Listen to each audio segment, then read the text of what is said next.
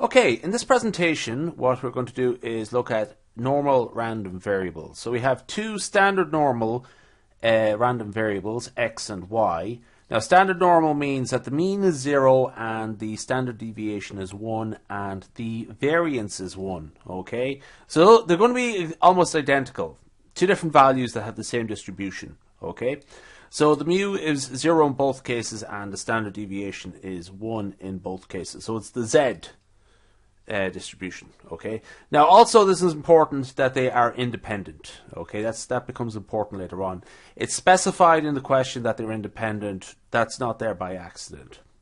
Anyway, the first part is find the probability that 3x is greater than 4y plus 2. So essentially what we have to do here is a little bit of clever algebraic manipulation, okay? So essentially what we're going to do here is state 3x is greater than 4y plus 2. Restate that as 3x minus 4y greater than 2. Okay, just a little bit of algebraic rearrangement of the expression. Okay, now just for the sake of simplicity, what I'm going to do is call this new variable v. Okay, v equals 3x minus 4y.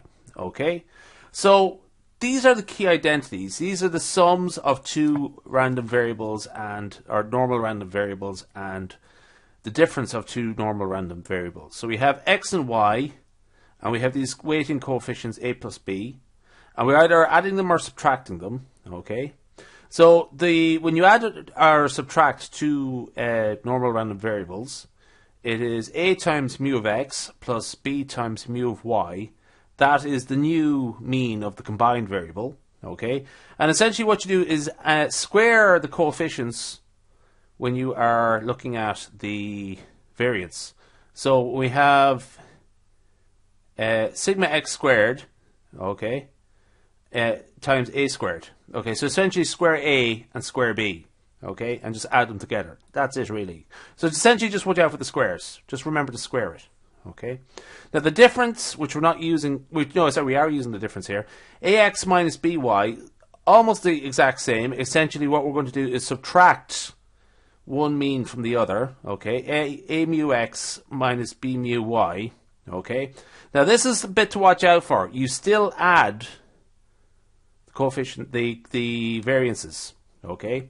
Essentially, what you can do is treat minus b as plus minus b, if you get me, put minus b in brackets.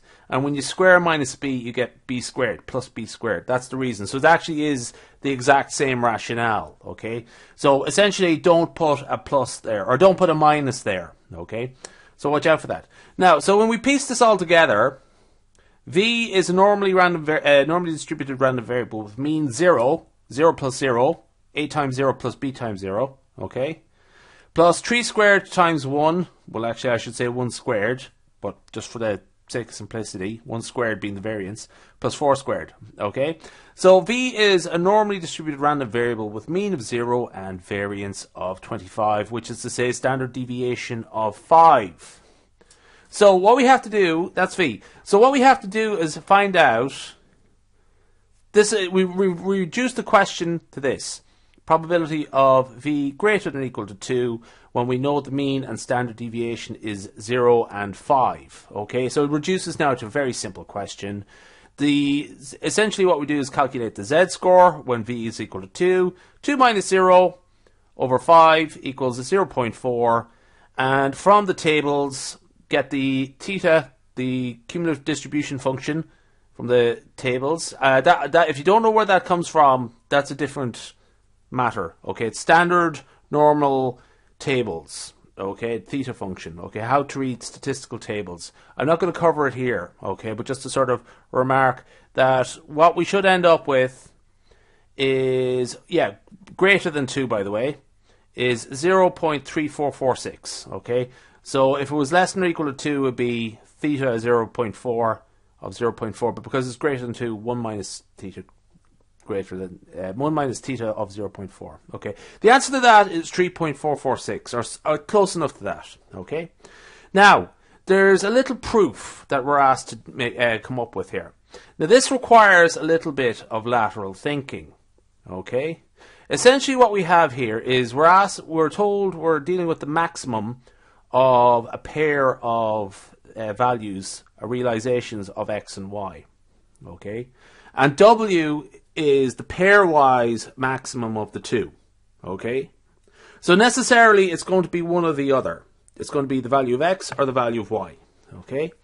Now, so this requires a little bit of lateral thinking. Since x and probability of x and y are independent, essentially this is what we're looking for here. This expression here is what we're looking for. Probability of capital W less than w.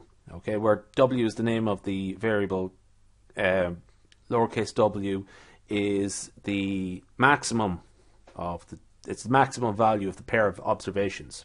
Okay, so probability, this is equal to the probability of x less than w times the probability of y less than w. Okay, sorry, it's essentially, the first off, that they're both less than or equal to the maximum.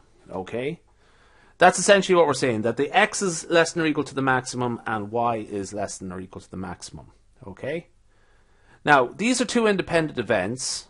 Probability of x less than or equal to w times probability of y less than or equal to w. Okay, and essentially what we're doing there is just squaring it. Okay, remember these are standard normal distributions.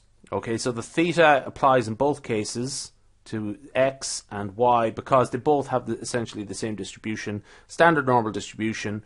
So essentially theta of w for this one and theta of w for that one, square them and we get theta of w squared. Okay, so that's essentially how we do it. They're two independent events that are identical. They have the same probabilities, theta of w, and so we just have to square it. Okay, so it actually just requires a little bit of simple lateral thought rather than going into big long proofs. Okay, now I'm going to sort of sail into a very big question here, and let's just identify it. Okay, now I'm just going to pick one or the other. I'm just going to pick x in this case, but I could have picked y. Actually, if what I'm about to say for the variable x also applies for the variable y. Okay, so if the probability of x is less than or equal to 0 is 0.50, okay, what we can say about w is that the probability of w less than 0 equals 0.50 squared, which is 0.25. Okay, that's theta of 0, by the way, is 0.5. Okay, so if we now let's just say this was k, some value k, and the value of that was 0.60. Okay, then the probability of w being less than or equal to k would be 0.60 squared, 0.36. Okay, so so if you essentially whatever this is the square root of it, okay, and whatever this is the square root of it. Okay, so that's very important. So if this is 0. Let's say 49, this is going to be 0.70. Okay, so this is the square root of this. This is the square of that. Okay, that's the relationship. And again, it also applies to y automatically if it applies to x. Okay, now just think, we're coming up to something here, and we're asked to find Q1 and Q3 of w. Okay, now what has happened here is that I've actually already found Q1 just by accident. Okay, remark Q1 equals 0 for w. Let's just tilt that there. Remark Q1 equals 0 for w because it's 0.25. That's Q1. That's the definition of Q1. Okay, but let's just pretend I found it by accident. Okay, so what I have to do here is find two values, w1 and w3, such that the probability w less than or equal to w1 is 1/4, and the probability of w less than w3 is 3/4, 3/4. Okay, that's the job we have to carry out. Okay, so how we do it? Now, based on the remarks I've just made, essentially, if whatever this is, we just get the square root of it, and that brings us to 0.50, okay? And the inverse cumulative distribution function of 0.5 is equal to 0. That's, again, from the tables. That's just using the tables backwards, okay? Now, so, that one's straightforward enough because we accidentally found it already, okay? So, it's the relationship between square and square root. Okay, which is the fundamental part there. Okay, now what we're going to do is the same thing here for Q3, which is a little bit tougher. Okay, this is what we're told. We're told to find W3. We're told that the probability of W being less than or equal to W3 is 0.75 because it's Q3, the third quartile, interquartile range, the 75th percentile, so on. So what we have to do here is find out how this relates to the standard normal distribution. Okay, so necessarily it's going to be the square root of 0.75. Okay, if you work that out, it's 0.866 approximately. By the way, I'm getting very approximate now in this part here. Okay, because that's just happens when you do these sort of things. Now, so what we're going to do here is interpolate the quantile, this value of W3 that we're looking for, this third quartile. Okay, so theta to the minus 1, the inverse theta of 0.866. Essentially what I'm going to do is interpolate it, make a guess. The reason is that the statistical tables will only work to 2 decimal places. So this is my approach to it. You can take other approaches that are more refined or more simplistic. I'm just going to take this approach. Essentially, I'm just going to get the average of the two and make a guess. Okay? Now, this is not the only way to do it, but just as long as you sort of explain what you're doing, you should be fine. Okay?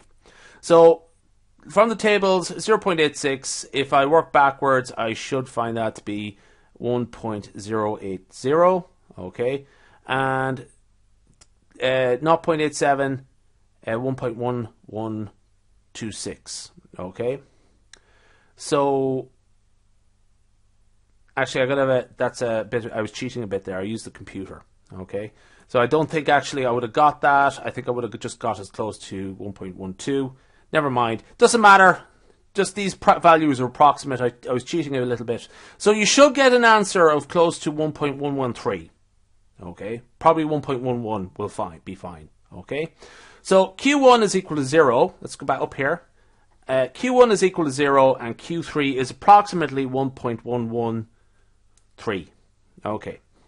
So the last part is what we're asked to do here is use an approximation. Okay. So what is the probability that W is outside the interquartile range, but outside Q1 and Q3? Now this is a sort of trick question. It actually is 0.5. Okay. So it's actually, by definition of the interquartile range, it is 0.5. So this is sort of intended to trick you a bit, or trip you up a bit. Okay. So what I'm going to do here is sort of model this using the binomial distribution. Okay. So I'm going to pause that a second. Just set things up. So I just unpaused there, sorry. Now, so what I'm going to do here is we're told to use a suitable distribution. And it's essentially count out of 100 how many of them will be outside the interquartile range. So this is the sort of, by the way, we're told to use the variable n, which is slightly unsatisfactory. Okay, so what we're going to do here is it's the binomial distribution, and what we're going to do is approximate it by the normal distribution. So I'm just using n here for 2 different reasons. I don't like it, but I'm sort of, that's the way the question told me to do it. So n is the variable, and n is also stands for the normal distribution. Okay, so 100 times 0.5, that's our binomial mean there. Okay, so we expect 5 to be outside the range. No, sorry, 50. Okay, the range of values, and that's the variance. 100 times 0.5 times 0.5, which is the binomial variance, n times p times 1 minus p, and that is 5. Sorry, that's 25 with a standard deviation of 5. Okay, so probability of n greater than or equal to 58. That is, we're going to use a normal approximation here. So if the corresponding z score will be 57.5. Just subtract a half, essentially. Okay, so 1 minus the theta of this, the z score, 57.5, rather than, I don't know what I said there a second ago, 57.5 minus 50 divided by 5. that works out to be a z-score of 1.5. Get the theta of that. So essentially, it actually from the tables we would get 0.9332, okay, as the theta of 1.5, and that's the cumulative distribution function. So we need the complement of that, 1 minus that. This is the answer here. I'm out of shot.